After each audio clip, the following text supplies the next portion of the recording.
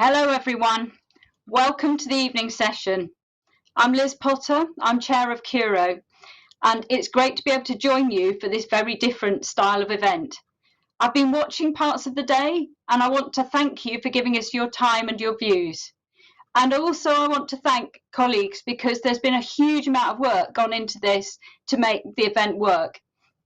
I'm going to look back now on some of the major themes we've focused on this year.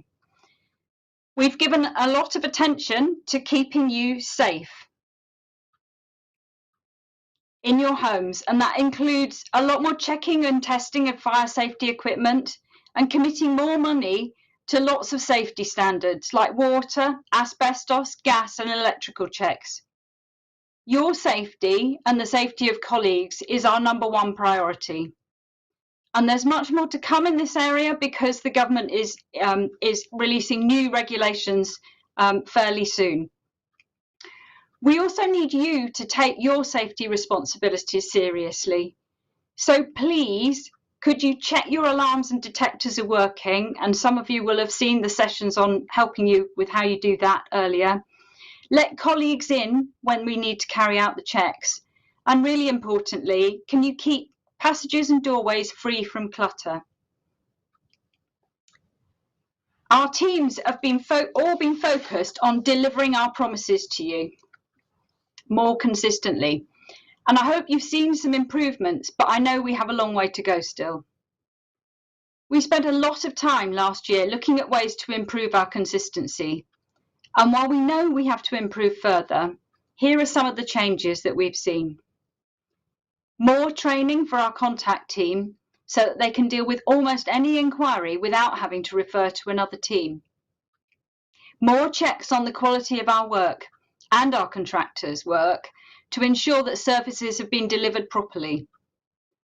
Changes in our tenancy compliance team to manage their caseload more effectively. More surveyors recruited so that we can accurately diagnose more complex problems more quickly. More feedback from customers on more services so that we can respond to your problems more quickly. And thank you so much for everyone who's helped with this. More than half of the time that has elapsed since last year's conference has been under the cloud of COVID. While we know how difficult this has been for many of you, I am really proud that we've been able to maintain most of our services safely. We've also carried out a number of supporting activities to help local people and communities, like providing hot meals for people in temporary accommodation, cooked and delivered by the team at the hub in Mulberry Park, and we've provided support and funding to the Compassionate Communities Hub, who've been working with our most vulnerable residents.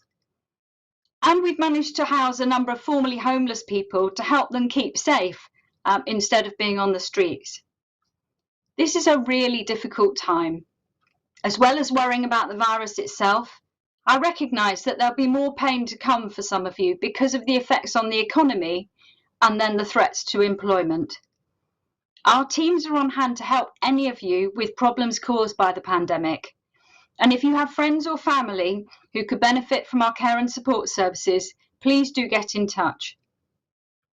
Our WorkWise employability service is also standing by to help people who need to find work, training or education. We help over 200 people each year in this way. So the next part is to report on what we've done as a result of your feedback. At last year's conference and again at the Board Connect sessions we've held, there have been some clear themes coming from you about what you wanted us to prioritise. This is the you said, we did bit. I'm going to talk through each of these 5 themes and explain what we've been doing to try to improve. The first one, communication, was high up in your feedback. We know that we need to communicate better with you and that colleagues need to coordinate better, and that means they need to communicate better between themselves. We've been reviewing the system where we arrange to call you back if the right person isn't available, and we now call you back by the next morning 96% of the time.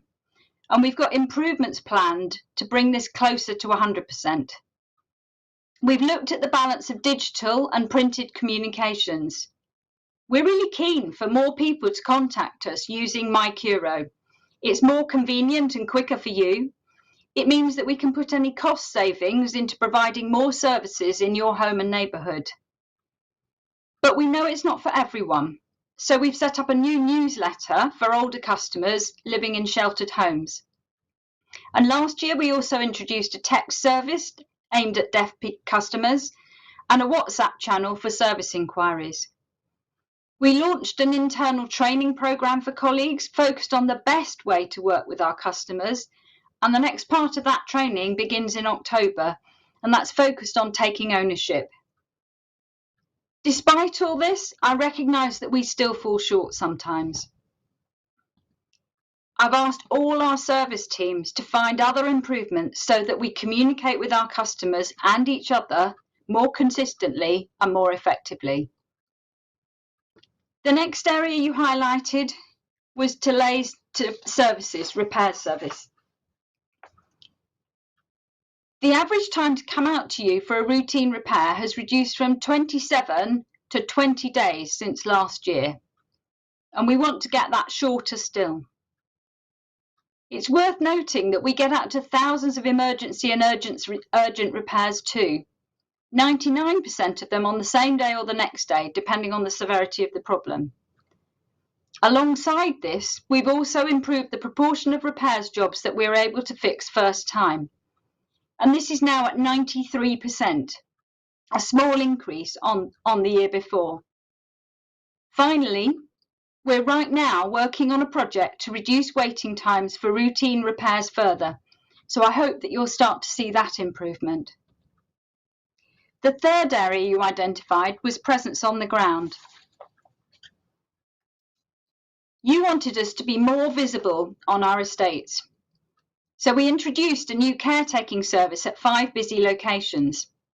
We're recruiting more caretakers to provide this service in 3 additional estates, and we're also looking at recruiting someone to work with new communities, affordable homes that we bought from house builders, to make sure that we get that off to a great start.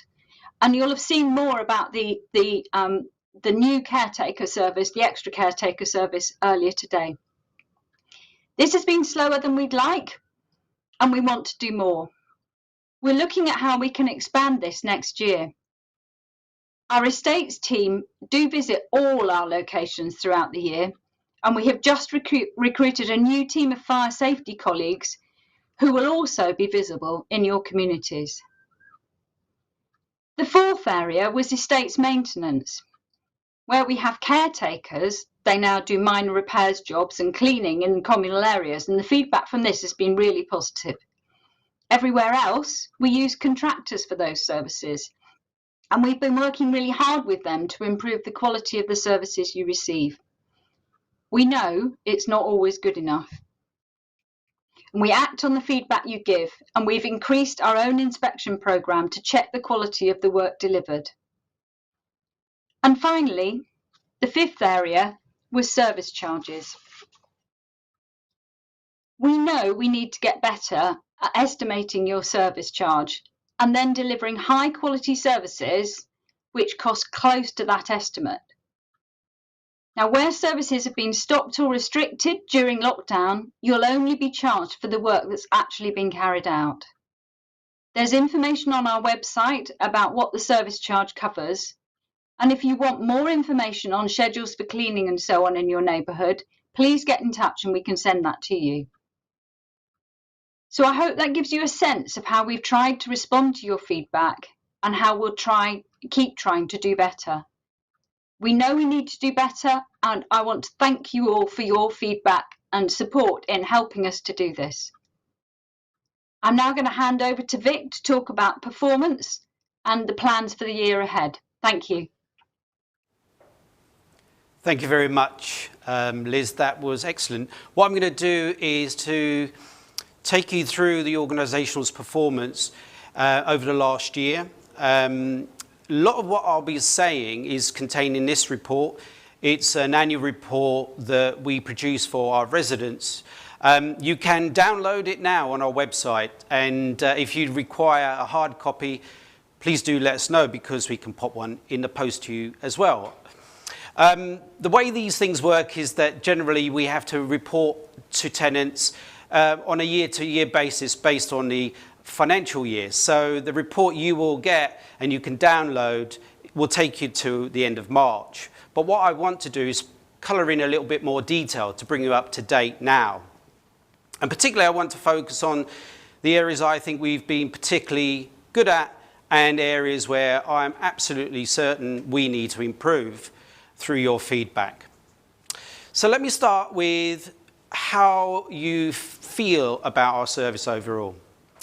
So the current level of overall satisfaction is 86%. And for those of you with sharp memories, you remember that's exactly the same number we reported last year. Indeed, as at today's date, we are around 85%. So broadly speaking, our services have remained broadly static for over 18 months in terms of overall satisfaction. Now that hides quite a lot of different service experiences. And for customers that use our services, you will occasionally receive requests to fill in either a text reply or other surveys to give us feedback, not only on the overall experience of Curo, but the individual services you have used. We know from those surveys there are some real beacons of excellence and some areas we know we need to improve. So the first message is thank you so much for taking the time to complete those surveys. They are so incredibly important. And I'd encourage you, even if that means that more than once a year you're giving us feedback, to constantly give us feedback when you're asked to, because it really does make a difference. One of the areas that we know has been performing exceptionally well, including over the period of COVID, has been our contact centre. This time last year, we were seeing high levels of abandonment rate. That's calls that were not being picked up within our expected time frame. And we've seen abandonment rate be slashed to underneath 5% consistently ever since. The numbers of orders and requests that you place through the contact team has also been handled more and more by the individual colleague that's handling the call. And now we're dealing with over 93% of your requests first time. Of course, if we got 160,000 calls, that's still a lot of handoffs to other teams, and it continues to be our mission to try and deal as many of these inquiries at the point of call as possible. An area where I know we are not so good at, and I am absolutely determined for us to get better at, is the way we deal with your complaints and feedback. This is an area that I will focus later on in terms of the areas for improvement. But let me say that I'm absolutely committed that we get this part of the service right. When we have a high level of transactions, as we do, 46,000 repair inquiries a year, we will make mistakes simply because of the volume.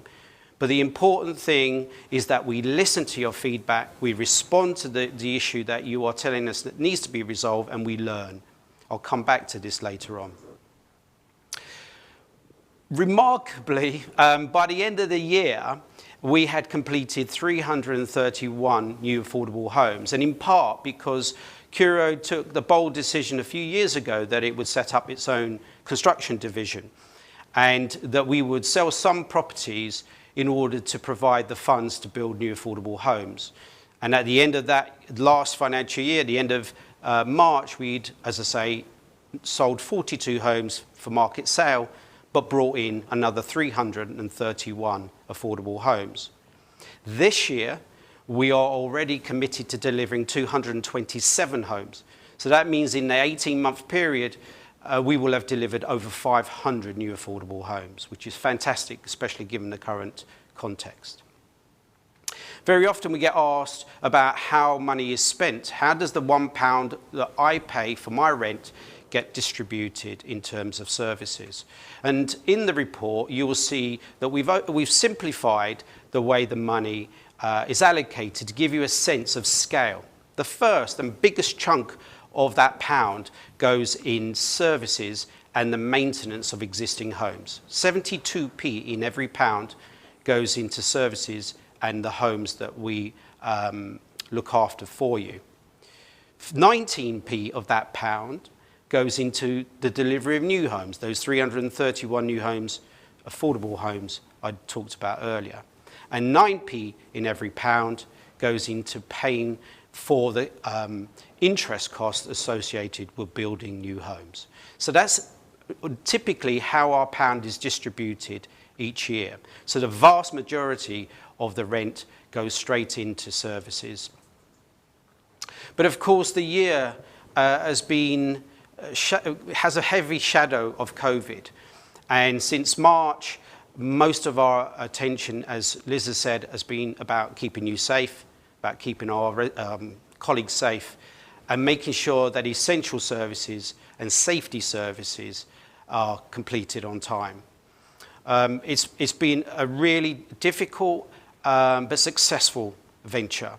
We've maintained reasonably high levels of compliance in terms of gas and other statutory checks, but we did see a growing backlog both in terms of those checks and repairs because of shielding.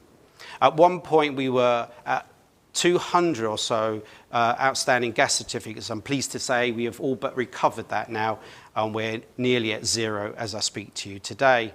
And we actually reached a point where we had 1,900 repairs that we couldn't access because of access restrictions into people's homes. Again, I'm pleased to say that those backlogs in day-to-day repairs are quickly being eaten into, and we are reaching towards the end of that original backlog. Clearly, we're in a world where at any stage there may be mobility restrictions, and so we are in a position to be able to move back to previous service levels if we have to. And of course, throughout this time, we've had to manage away from this office building because of COVID restrictions, but our colleagues in the contact centre and others have managed to continue to answer 1,200 calls a week and to provide those essential services on the ground throughout that period. So, what's next for us? There are 9 areas I particularly wanted to focus that are really important. There's 6 here and I've got 3 others. And I just want to quickly pick up some of them, some of which Liz has spoken about because they're consistent messages from previous years. So the repairs priority remains there because we haven't solved the quality of our repair service. We still have work to do. And if you remember when I talked about overall satisfaction, we know one of the areas where we have the lower level of satisfaction, which is our specialist, more complex day-to-day repairs, we only have 71% satisfaction. And that's an area we are very, very keen to prioritise for improvement. So one big area will be the continuing focus on improving our overall repair service.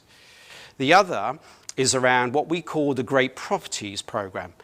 Now, this is now available online. So what we've been trying to do over the last few years, and I'm pleased we've now done it, is to publish a standard for our open spaces and the communal areas that we own in blocks, and to publish a date when blocks will be invested in. That is now available, and you should be able to find it on our website. If you can't find your details, do let us know, and we can send you information about your block. The third is around our caretaking service. I'm really pleased that the original pilot of 5 estates has been hugely successful. We consulted residents after the first year to ask if they wanted the caretaking service to continue. There was enormous support for that to occur. That now has led to 3 other estates, which will be rolling out very shortly. We've now recruited. We've got 5 new caretakers that have now joined. So during Q3 of this year, so up until December, we will be training those new colleagues so that we can start working on 3 estates. I'm now going to try and remember: Fox Hill, Snow Hill, and small blocks in Twerton. So they will be the next rollout. We're hopeful that they will be as successful as the existing caretaking services. And you can see this is a trend we really would like to see continue with the support of residents.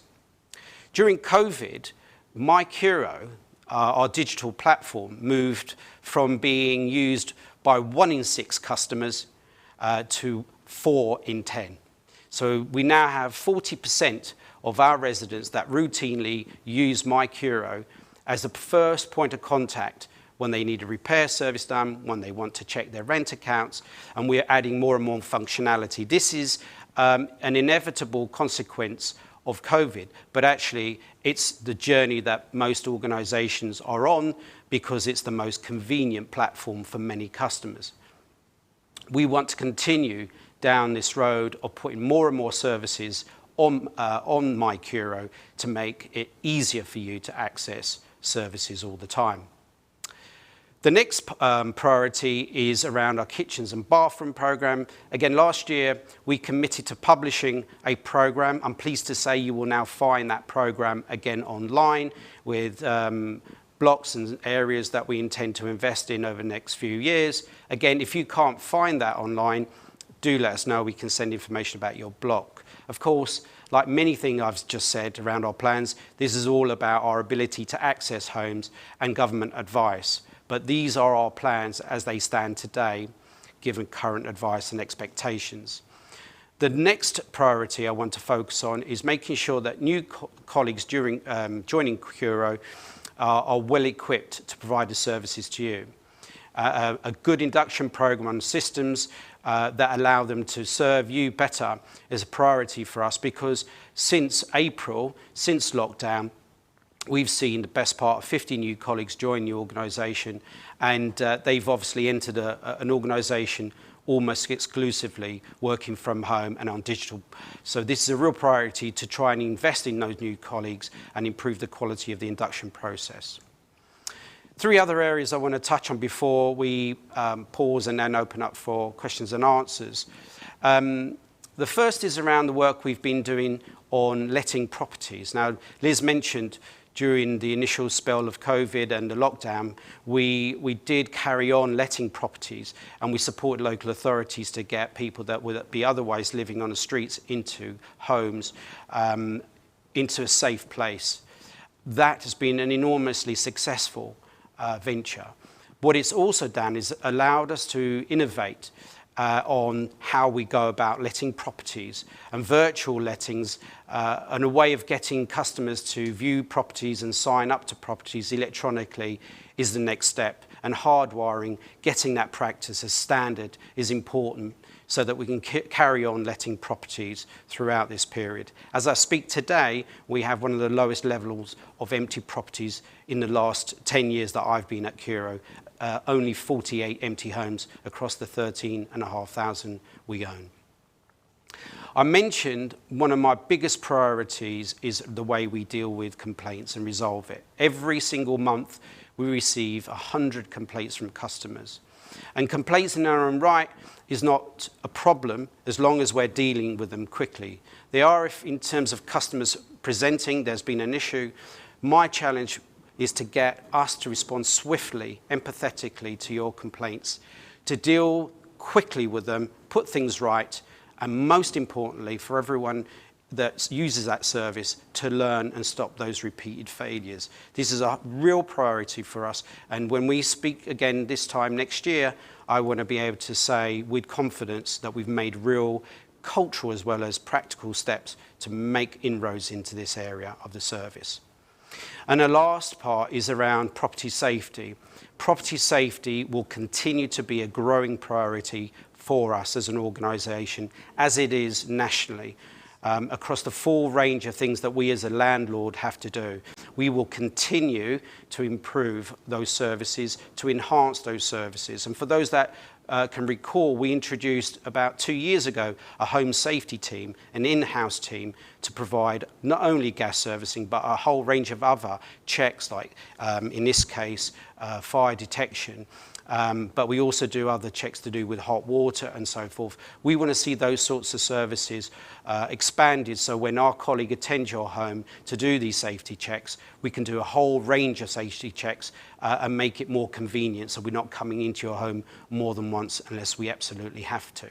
So those are the areas that we'll be focusing on over the next year. I hope you agree they're important areas. If you don't, do let us know. And if you do and you have ideas about how we can improve them further, we would love to hear your views. So please do send in your thoughts, send in your questions, and look forward to answering them. Thank you.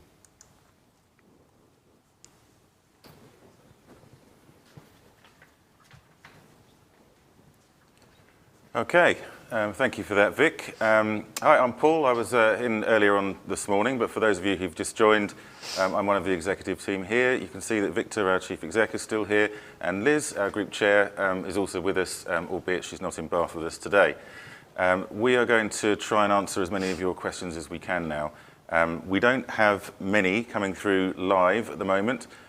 We've got a screen, we'll be looking around the place because we've got a screen in front of us with questions from Facebook. We've got another iPad over here with questions from Zoom, and I've got some other questions that have been sent through in advance through VoiceBox. So we've got a range of places we can get the questions from, and you might just have to bear with us. I'm going to start by asking a question of Liz.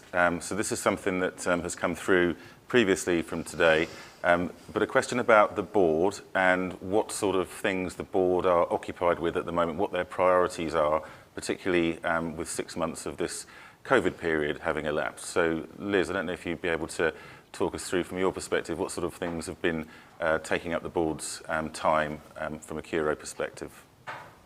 Okay, so obviously when lockdown first happened in March, then our main focus as a board was on how we kept people safe, but also how we managed to organise services in a way that was safe for customers and safe for colleagues. And so we were probably more operationally focused initially. We were also really concerned about some of the financial impacts of all of this lot because, well, we still don't know how long this is going to go on for. So we had to focus on both the operations and the finances as a priority. In practice, the operations ended up by working better than we had expected. And also some of our worst predictions in terms of what we thought might happen in terms of the finances haven't been realised. We thought we might not be able to do lettings, for instance, and we have been able to, as Vic was just saying.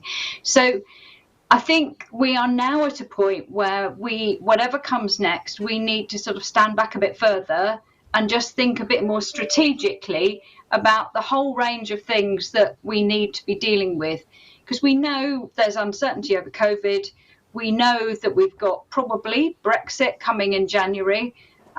We know that the economy is heading downhill and that all of that will have an impact, particularly in terms of employment.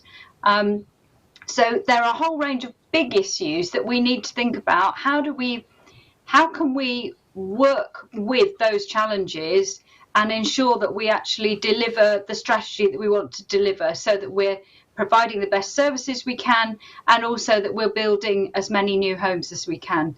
So quite a lot of challenges at the moment, quite a lot of board debate still to be had. Thanks, Liz. And you might just want to also explain how the board has been meeting since April, I guess, because that's also been different. Yep, it has. So I've got awfully used to using the screen. So this is my current position and this is where I sit. And we have virtual board meetings and I can see little postage stamp size people on my screen while we have our debates. So everything is virtual. We get everything by email. So we haven't yet been able to meet. We are hoping that we might be able to meet for an away day. We've had to think about how we meet. So we've met more often to make sure that we can tackle the range of issues and that we get the regular updates. But we're also now starting to think about, would it be possible if we could meet virtually, if we could meet safely face to face, or are we still going to have to carry on with virtual? It's worked better than we expected. I think we've got used to it. But like all of these things, we've had to adapt quite quickly. Thanks, Liz. And Vic, you can see that there's a question in front. It's actually just disappeared, but it was from earlier in the day from Dawn. It's not really a question, but she was saying, why don't you have an office in Bristol? Do you want to talk about our offices in this context? Yeah. So it's a good question, particularly topical at the moment because many organisations across this country are asking what offices are for. When much of the world these days aren't allowed to work in offices. even our head office here at the Maltings, we are unable to allow customers to come in at the moment because of government guidance. So we've had to adapt our services, first to make sure we provide services safely in people's homes, and that we provide services over the phone and other distanced ways where it's advice and we can do so at a distance. I think the question around you need an office in Bristol is probably more, I don't think we're getting enough local service. And so if the question is, how do we make services more local for Bristol residents, then that's, I think, a good question for us to take away. The way we've traditionally done it in Bath and North East Somerset, where we have 85% of our stock, is that we've worked in local authority one-stop shops, so that when residents are out doing their shopping or whatever they do normally, they can pop in to see us when they're doing other things. It may well be that may be a sort of partnership model that we need to look at Bristol at some point too. But the important point is that if residents in Bristol think that we're not providing sufficiently localised service, then we need to take that away and come back with an answer that responds very specifically to that point. Okay, thank you. I'm going to choose one of the voice box questions now and get into something a little bit more operational. There's a range of questions that I'm going to try and merge together, and they all relate to Mulberry Park. Again, this might be something, maybe between the two of us, Vic, we can probably answer these. So there's some questions about speed limits on the roads and no signs being put up, which I could deal with, but also around what's happening longer term in Mulberry Park. Will there be a convenience store? How much longer is the construction going to take, and what's planned for the next few years? So maybe if you start with that bit, Vic. Okay, so we can definitely remind everyone what the master plan looked like. And if we've taken it down from our website, we can certainly put it back up again to remind everyone, both those that live there and those that live around Mulberry, what the master plan was. And we are now entering, there were 4 phases, we're now starting phase 4. So that gives you a sense of how far we've come. We've probably got another 4 years to go, because we've got phase 4, which is several hundred properties, but we also got a park, and phase 2, which is the apartment blocks that have the shops around the park, which we're due to start next year. The idea is to have local shops in the phase 2 around the park. That still remains the plan. It's the plan consent that we've got, but I'm hopeful that we will, by the time we build, have shops that will want to move into Mulberry Park. I'm optimistic, but that remains the ambition, is to have a community that has all the things it needs locally. It doesn't need to go in a car to get what it needs. It doesn't, for school, for culture, for leisure. It will have stuff built into the community, both for Mulberry and Fox Hill. Excellent. So I think there were several questions there, but yes to all of them. Yes, there'll be a park. Yes, there'll be shops. Yes, there are more homes coming in. The questions around speed limits, there's a very long and tedious answer to that. Until the local authority adopts that highway, we're unable to put any of our own road signs on there. There are some temporary 20-mile-an-hour signs there now anyway, and there are some speed limiting bumps in the main road. But we've been working with the new Residents Association in Mulberry Park, and this is really the best way to have this discussion, is to do it through the Residents Association.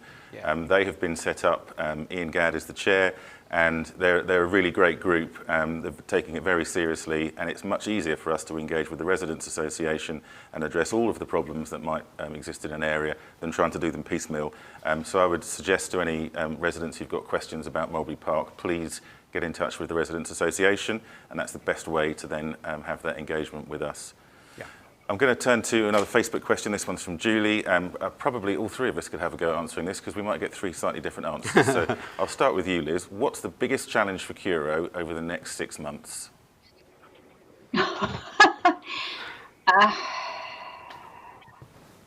Choosing, from a board point of view, choosing the right course to come out of the current series of challenges as safely and as well as possible. That's my short answer. That's very, very concise. Thank you very much. Vic, anything different? I would just say, I would build on that and say the world is a really unpredictable place at the moment. And for me, the important thing is that we continue to make sure that essential services are maintained, that those residents that need support to live independently get that support.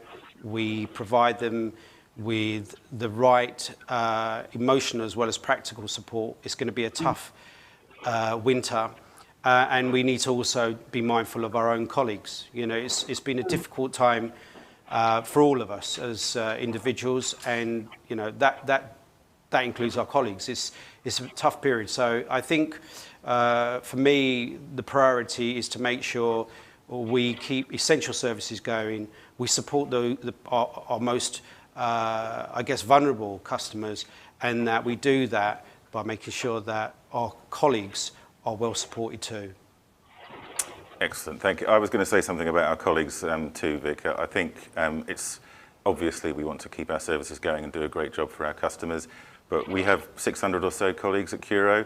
They've pretty much all been working flat out right through the lockdown period from March the 23rd until today. And it's a big ask of them because a lot of them have a tough job to do and they work really, really hard. We're not in an environment that's awash with money, and we have to try and do the best we can with the money that we have. And a lot of the time that means our colleagues are working extra hours and doing additional duties just to make sure that we can serve our customers. And while they've been able to do that for 6 months, I hope we can help them through the next 6 months, because it might be just as difficult. We just don't know at the moment. So I think the resilience that's needed in our teams, the stress levels that they endure, etc., it's a worry for us. So we need to make sure we're looking after our colleagues too. Okay. I don't think we've got any other questions coming from any of the platforms, so I'll go back to where we were at with... maybe I have. Here's another one. Another Julie, I think, or maybe the same one. Maybe the same Julie. Maybe.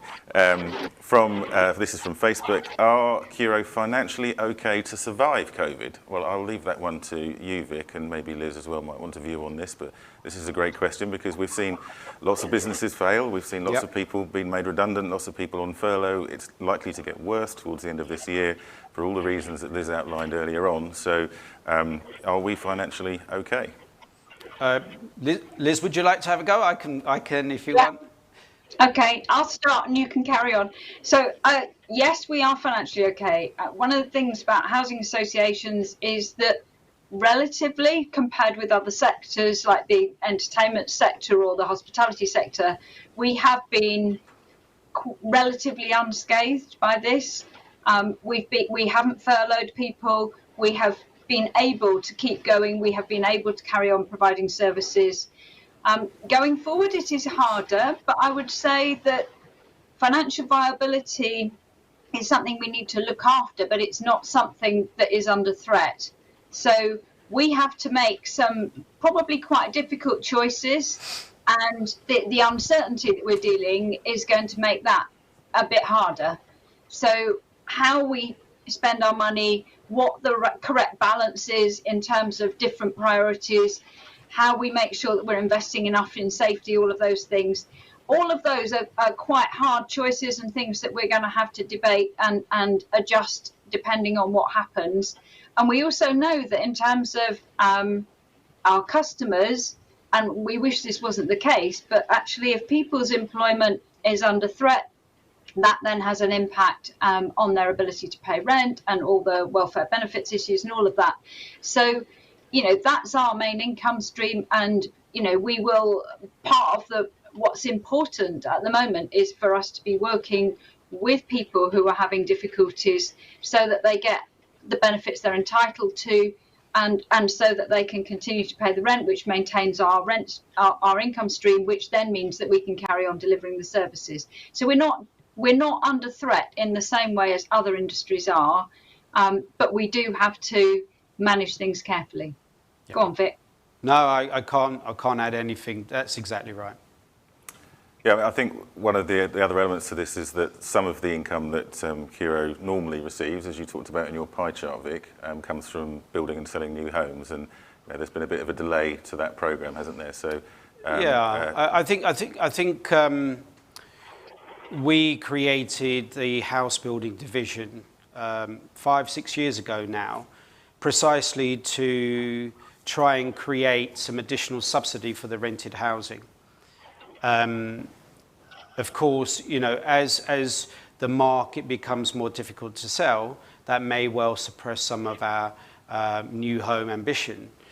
Thankfully, the government is talking about grant again, and we have actually received some grant. But you're right. I mean, the issues around the market and the model that we initially created, which was a degree of cross-subsidy, we can't rely on that longer term, given the projected economic forecast. The here and now, I think, as Liz says, as an organisation, we are resilient financially. We've spent a lot of time creating that discipline of resilience. What we're talking about is how do we continue to do the things we want to do that are about the new homes and other services that add value that we might be under strain if the economy starts to get under real stress. Okay, thank you both. So the short answer is we're financially okay at the moment, but obviously we're living in a strained environment and doing our best to deliver those key services. We have a question again from Facebook from Lynn. This relates back to what we were talking about previously. Then it was in the context of Mulberry Park, where we were talking about the Residents Association. I think Lynn's question is a bit more generic. How do customers contact residents associations? That's a really good question. We're really keen on as many residents associations being set up as possible. We don't run them. They are your associations, obviously. We're very keen to help because it's not always easy to get these things moving, and we've got quite a bit of experience in them, but they're not for us to run. There are only about 5 or 6 at the moment that are running in a very visible way, with regular meetings and constitutions and bank accounts and all of those sorts of things. We'd love it if there were more. If you're living in an area where you don't have a residents association and you want some help in learning how to set one up, then please get in contact. We've got fact sheets about it. Tom Box, who has been organising a lot of today and was on earlier on, that's his team manage those residents associations from our point of view. If you meant specifically Mulberry Park, Lynn, they have a Facebook page. You can join them there. But it's really up to local people. If you want to give yourself a little bit more organisation and power, give yourself some access to some funding, because if you set a residents association up, you can apply for grants and all sorts of cash that you can use in your local community, and we can help you with all of those things. And it also makes it much easier for us to work with a local community to make improvements when we're doing it through one channel like that. So we need more people to want to do it, and we'll help if we can. Paul, is another part of Lynn's question to do with, I'm a Curo tenant, how do I know if there's a resident association, and if there is, how do I contact them? Is it possible for us to put the information of the resident association, so even if residents have to come to us, that we can connect them to the treasurer or the chair of the resident association? Yeah, we have some information on our website about residents associations more generally, and we've got information on there specifically about Snow Hill, for example, and Fox Hill, I think. But absolutely, if you live in an area and you wonder if there is one, ask us and we'll try and find out for you. But equally, we'll try and update that information on our website and make it a little bit more detailed, just so that we've got information about the ones that we know exist at the moment. And if you were here earlier on, Tom had a session with a couple of customers who joined remotely. One of those was Rowan, who is the chair of the Snow Hill Residents Association. The people in the associations we know about, they do an amazing job. It's all volunteer work. They work their own hours in the evenings, things like that. And they're fabulous, but they need help. So if we can signpost that a bit better, then we'll do that. And we'll have another look at our website content for you. Okay, I'm going to return to the questions I had previously. So something about leaseholders has come through. There's a few questions actually about leaseholders. And we obviously have a reasonably large number of leaseholders, homeowners, who are part of the whole customer family here at Curo. but often have slightly different requirements. And the questions that we got in here are around, can we have a dedicated discussion around leaseholders? Can we have a dedicated area where leaseholders' concerns can be discussed? There's a couple more things that are a bit similar to that as well. I mean, I know I'll ask for your opinion on this, Vic, because I know that typically in the housing sector, leaseholders don't tend to be as happy with their landlord as other tenants. And we're trying to do what we can at Curo to change that, and we've actually got some field work out there at the moment where we're talking to leaseholders about exactly how they feel about things. But from your perspective, what more should we be doing to help the way we work with leaseholders and improve the way they feel about their homes and living with us? Well, I think the first thing is to maybe follow up on those suggestions. They're great ideas. I think a group specifically to work with leaseholders to agree what the key issues are and how we address them over what period is the starting point. I think also at practical level, we need to start tailoring some more specific communication at those customers. My sense is very often we probably send out information, or as Liz described it, communication, which is not tailored. It's a universal truth, and this is the service. But of course, if you're a leaseholder, the service is not the same as if you're a rented resident. Those contractual relations are very differently. So I think there's something about how we organise ourselves going forward, as well as I think putting more effort into engaging very specifically with leaseholders, agreeing a very clear plan with them, and then being held accountable, a bit like we are here today, for the progress we're making. Very often we're talking very generically about services. And that's a good thing in many ways. We're talking about the plethora of different services we provide, but there is a significant group of leaseholders that probably don't feel we talk enough about the issues they face every day. And I think if anything comes today that's really substantial is the message that we need to go away and have a think about what additional engagement practices do we need to have with leaseholders, and what plans do we need to have in place with them that they can hold us accountable for going forward. Yeah, absolutely. And we're elevating the importance of this. I think, Liz, you were very keen that we report more frequently to the board on how leaseholders are feeling, their satisfaction score. So that's now a board measure that you'll review. But yeah, we recognise we need to do more in that area. Coincidentally, as we were answering that question, we had another one from Ben on Zoom, which was about the same thing. Although the way you framed it, Ben, you talked about involved groups, which is possibly a slightly different thing. What Ben was saying, could leaseholders form an involved group? So earlier on today, as part of resident engagement, Tom and his team were talking about the ways you can get involved using that pyramid we have. We have a number of involved groups, but there isn't one on leaseholders at the moment. And if leaseholders would like to come together to form a group that could engage with us regularly through whatever means that they prefer, that would be excellent. And Ben and I think it was Lynn, if you're keen to do that, please get in touch. You can talk to Tom Box, and I'm sure he'll find a way of sorting that out for you. So that's a great question. Thank you. Okay, we have another one on Facebook. This one is about property condition. I'll just read this one out so Liz can see this too, because Vic and I can see it on the screen here. Could there be some minimum standards for the property condition that Curo social housing is let out in? For example, Bristol City Council have minimum standards which can be found online. So this is about the empty properties that we then relet to, sometimes to existing Curo tenants, sometimes to new people. Do you want to talk about this, Vic? I think it's a great question. We do have it. We don't publish it. I think we should. And it's definitely a conversation we should have with residents about what those standards should be. It's always a balancing act about how much we should invest and therefore how long the property is taken out of management.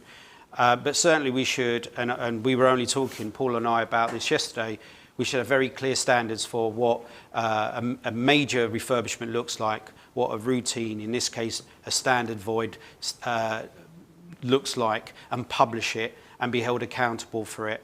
People should know exactly what the standard should be before they go in, and they should be when they walk in comparing what they would expect to what the published standard should be. So I think it's a great question, Nicola. I think it's definitely something we should be doing, and we will record it as a commitment that we will do between now and next year. Excellent. Great. Was nothing you wanted to add to that, Liz? No, okay. Now have a long question from Beverly, so let me just see if I can get my teeth around this one. She says, well done, Curo. That's nice to hear. The new windows and doors we have now implemented 2 weeks ago in Keynsham, keeping us warm, no more drafts after 10 years, ready for the winter months. Also, a big shout out to the rents team and benefit help as you've been affected financially by COVID. A big shout out to the Curo team for checking on my mum in lockdown. So this has not been planted. But thank you, Beverly. Genuine comment from Beverly. Thank you. And you're talking about a number of different teams there and the work that they do. You can see just from your comment there, Beverly, that the impact that our teams can have when we get things right and when we work together. And certainly on things like helping out people who've been struggling financially through lockdown. Again, we had the customer accounts team earlier on. They are an amazing team, very high performing team. And if you want to try and seek out their video again, because we will be chopping up all of the sections from today, publishing them on Facebook and YouTube, you'll be able to look at them individually. Have a look at the customer accounts session on finance, because really helpful advice there. But the main thing is, as with Beverly, if you're struggling, if you've got any questions or concerns, just get in touch with us and we'll see what we can do to help. And I would say, Beverly, it's lovely to get positive feedback too.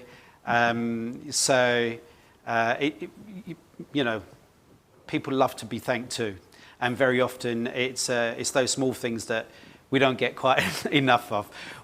So thank you so much for taking the time to do that. Yeah, it's one of those ones when I was halfway through thinking, oh, it's about to get into something really nasty. It was a genuine thank you. It was great. Lovely. Okay, here's a different one. And this again was from what we got through VoiceBox a few days ago. Have Curo identified any additional support that is needed for their most vulnerable residents after lockdown has finished, e.g. health and wellbeing, financial, etc.? Do you want to have a go at this one, Vic? I can help out. So we did quite a lot, didn't we, over the lockdown when we actually were prevented from moving around, which was about added value, particularly for more older residents. So we made proactive phone calls to make sure people were okay. Colleagues would go and get some shopping for them. We just provided some of that sort of family support that some people might not have. As things progressed, actually, many of those residents said, no, we're good now. That initial support was great, but you don't need to call me. We will always have that as a standard fallback when things get difficult. We will always become more proactive where we think there's someone that might need that extra assistance. We also did the same for some of our younger people in our foyer and in some of our homelessness schemes where we had to actually provide food and other support because people just didn't have that level of support at the time. Again, these are interventions we make at certain points of time, but most people say, thank you very much, but I don't need it forever. These are moments in time we're there to fall back on when people need us, and I think that's the model we will continue to adopt. If people want ongoing support, we have a fantastic independent living service, so people can at any stage apply to go on that independent living service, and we can continue to provide that weekly support for you. Based on individual needs. It isn't just for older people, it is for a range of people. So if you do have or are interested in that type of service, please do get in touch. Liz, I know you were particularly interested in some of the things that have happened with Curo during lockdown, some of the things that the Community Hub at Mulberry Park again have been doing. Is there anything you want to add about any of that in light of this question? Okay, I think one of the things I was proudest of was how we did manage to do, how colleagues managed to do so much extra stuff at the point where things were really difficult.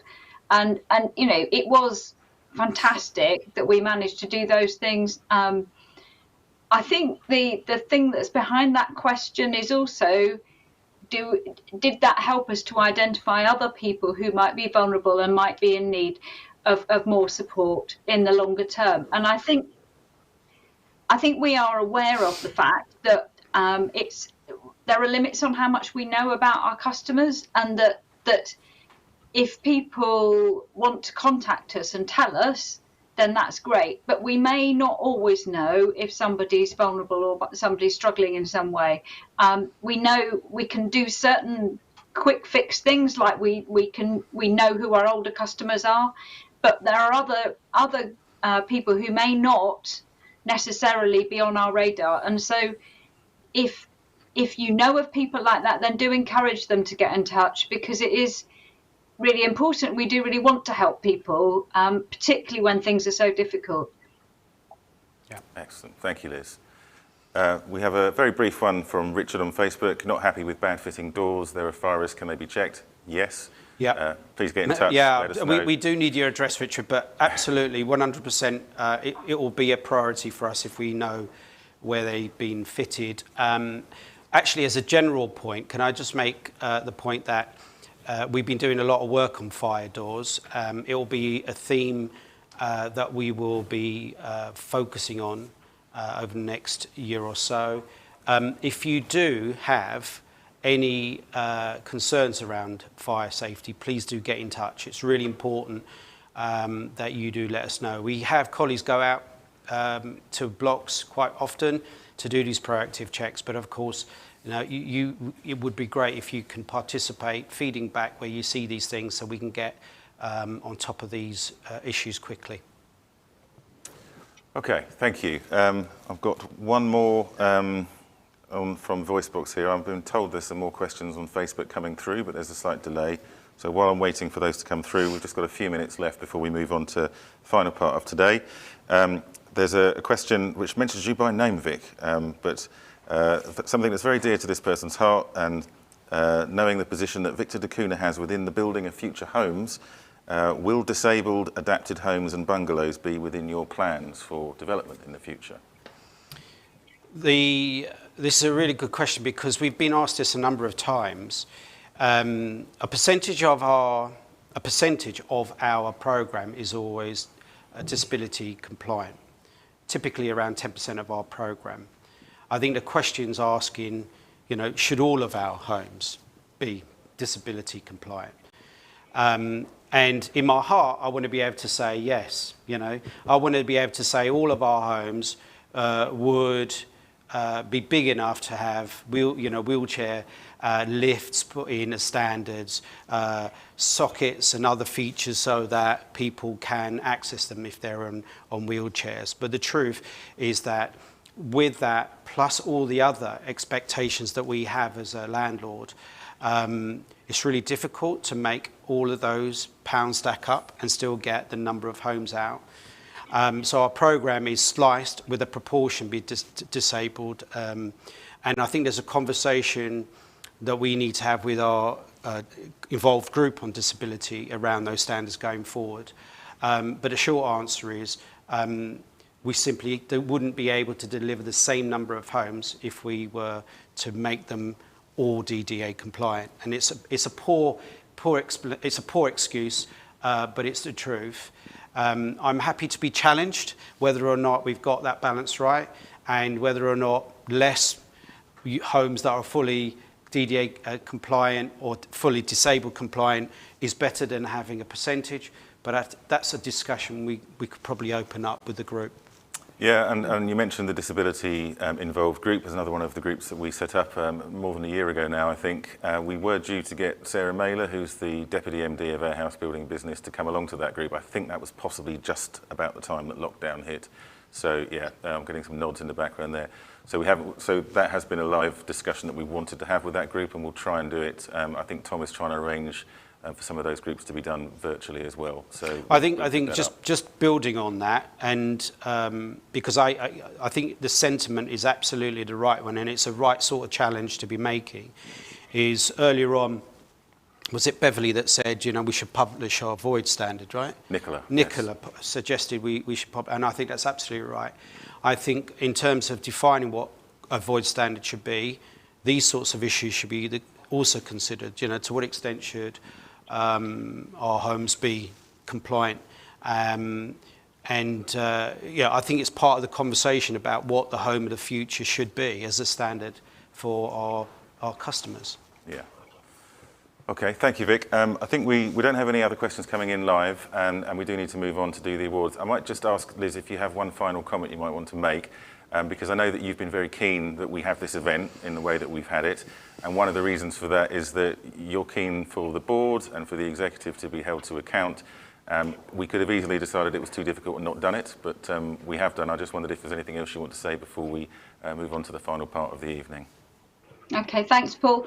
I think when we first started talking about this, we'd done the two that worked really well and that were really lively events, and we all went, how on earth are we going to do anything? But actually, you know, needs must, we've had to adapt. We've done this. I think, as always, all your feedback is really important, and so we will pick up any questions that haven't got through in time. We will put all this lot on the various platforms so that you can look at other bits of it. But we want to keep that conversation going. That is the point of this. It's one big event in the year, but that's not the end of the conversation, and it's a continuing conversation. So Board Connect, Voice Box, all the other means by which we hear from you are all really important. And I just want to say that the board does take notice of this. So thank you for all your feedback, and we will continue to hold ourselves to account, so that we do the "you said we did" stuff, so that we show that we take you really seriously. So thank you. Thank you, Liz. Okay, well, we're going to end the Q&A there. We have just had a couple more come through, but we'll make sure that these questions all get answered. We just haven't got time to do them right now. We're going to move on to the awards. So this was mentioned earlier in the day if you were with us, but we've started an annual treat now where we issue some awards, community awards, but also this year we have additional awards for Curo and Bloom. I think we're going to say goodbye to Liz now, so thank you very much, Liz, for joining us and providing your perspective there. And I'm going to let Victor now walk through exactly how these awards are set up and who our winners are. So over to you. Yeah, the fun bit.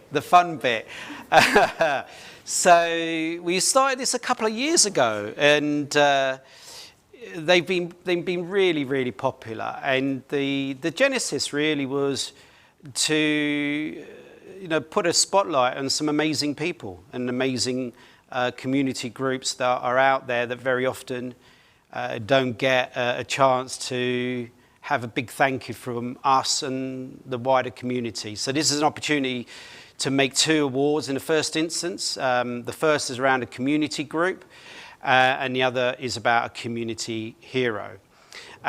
So we haven't, sadly, got representatives of the group with us because of the circumstance, but I do have a eulogy to read out.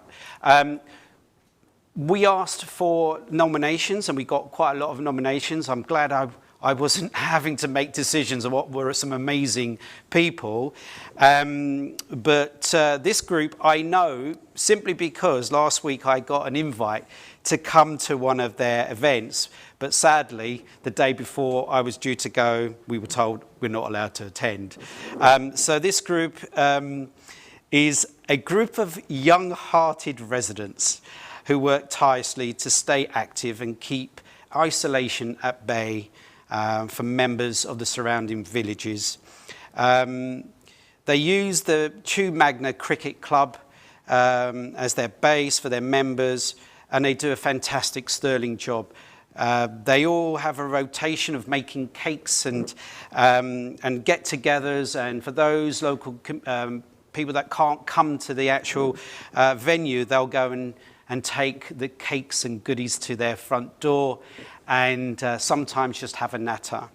They have a full itinerary to keep fit together. They do yoga, they do dog walking, to name but a few, and they produce their own local newspaper to keep everyone in a loop. This year's community award goes to Chew Chats. Fantastic group of very, very active residents, and my absolute huge congratulations to them. They thoroughly deserve it. So hopefully I'll be able to come and bring your award when I'm allowed to come to your next tea and coffee and cake session. So very well done to you. I'll have to go whoop, whoop, whoop, because we've got no crowd here. Pretend there's a big shout out now going on with lots of people doing applause. So very well done. The next award, or actually awards, is for individual heroes. So individual heroes are those little stars that are in your community that go about doing their stuff for nothing other than they are doing it for their community.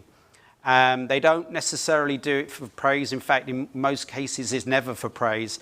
And this year, the judges that were looking at the nominations decided that actually they had 2 winners. So we have 2 joint winners. The first is Rowan Edwards. There's some fantastic little quotes about Rowan. Amazing. She very much deserves the hero title, is what someone said about her. Without her efforts, we wouldn't have community Facebook and everything else that she brings to the table. Well done, Rowan. Absolute star. Congratulations. Another whoop, whoop, whoop for you. We got some real applause. Well done. And we have another winner, Cerise. Cerise, very well done. I consider myself very lucky to have such a caring young lady as my neighbour, says one person. I would love to see these small acts of kindness recognised because they might be seen as small, but they are massive acts of kindness to the receiver. Cerise, you are obviously very, very popular, and your label of community hero isn't being given by us, it's been given by your local community. So very, very well done, Cerise, and very well deserved. Big round of applause. Woo, woo, woo, woo, woo. Well done.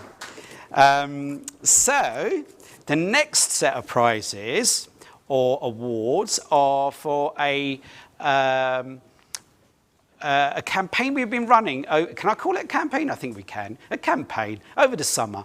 And if lockdown didn't teach us anything, it should have taught us that the garden is a wonderful place.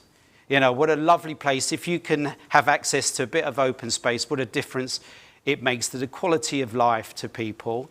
And over the summer, we asked residents to nominate those they thought, or indeed themselves, that had done a sterling job in making the world a more pretty place, a more wonderful place.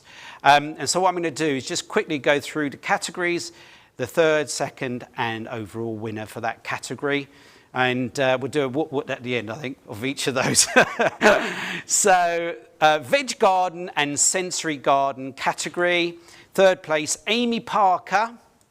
Second place, Richard East. And the overall winner on the veg garden and sensory garden category is Viv. Well done, Viv. Woo! That looks like a lot of veg. That's a lot of veg. Good stuff. Well done, Viv. Community garden next. So, third place, Hinton Close in Salford. Second place, Bradford Park. And first place, if there was a drum, it'd be rolling right now, is the Ridgeway Court in Whitchurch. Well done. Woo-hoo! Fantastic. Okay, so because we didn't want to leave people that might not have lots of garden space out, we also thought it'd be a nice idea to get people who might only have a space for a window box or a balcony space, or even a simple hanging basket category. So this is what we've done this year. Marie Brennan, well done, beautiful. Ivor Elms, gosh, look at that. And then in first place in this category, we have Val. Well done, Val. Oh my gosh, look at that. That's just a sea of gorgeous colours, isn't it? Amazing. Well done. Right, we're into small garden territory now. So let's see what you can do with a small space and be inspired if you've got a small garden. Eddie, 3rd place. Margaret, 2nd place. Although that doesn't look very small to me. I mean, that's quite a big place. And then in 1st place in the small garden category. Oh my word, Susan, that is amazing. Wow. That is a lot of work, but it's absolutely gorgeous. Okay, so we're now into large garden, which must be obviously several acres, given the size of the small garden. Here we go, large garden category, 3rd place, Kim. Well done, Kim. Ray, well done, Ray. And overall, 1st place for large garden, Angela. Well done, Angela.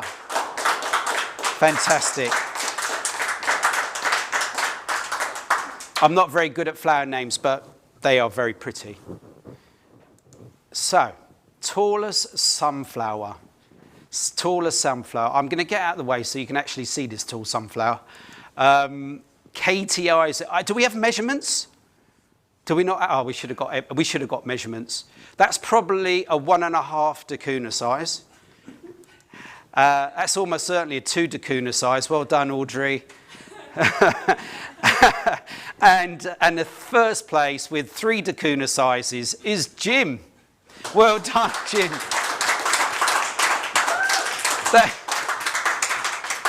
That is a very large sunflower. Well done. That's a great category, by the way. That is a really good category. There you have it. None of these prizes and none of these recognitions can be done without you. They rely on you nominating and they rely on you suggesting that you might have something to share. We will run these again next year. So if you know any heroes, both as groups or individuals, please send in your suggestions. And if you've got green fingers, or even if you haven't got green fingers, but you fancy having a go at being a green-fingered wizard, you are very welcome to send in your entries too. Well done to everyone. Thank you, Vic. Some really amazing entries there, weren't there? Amazing. Yeah. So that's it. That's it for the live event. Many of you might be watching this recorded. So what we will be doing, and you'll hopefully find this on Facebook and on YouTube, is we'll be chopping up the whole of the day, putting all of the different segments out, making them available to you so you can watch them at your leisure. There's some really amazing stuff from some of our teams today, really useful hints and tips, how to find out whose trees are owned by Curo versus the local authority or you. Loads of things throughout the day in, I think we had, how many sections was it? 6 sections. And it's really useful information, so please use the time to have a look at it at your convenience later on. That's not the end of the way that we want to engage with you, though. This is just one event during the year. We want to carry on with all the things that we've talked about before, all of the different involvement groups we have, all of the different ways that we can understand what it is that you want and how we can try and improve our services and the way that we work with you. And coming up next week, we have a Facebook Live. So Julie Evans and myself, we've been doing Facebook Lives now monthly for the last 6 months or so. And that's a great opportunity for more of you to get in touch and tell us if there's stuff we can help you with. Those tend to be at 7 o'clock in the evening. For those people who are not very digital, who maybe aren't watching this right now, we have been doing what we can to try and keep them involved as much as we possibly can. We've put out 2,500 leaflets and flyers out to all of our sheltered residents to help them see if they can engage with these sessions today. But if not, we are sending out another newsletter to most of our older residents and some of our more vulnerable ones, just summarising what we've been talking about today so they're not left out. And there are ways that we will still engage with all of those groups too. So it hasn't just been about digital, but we have been limited to this for today.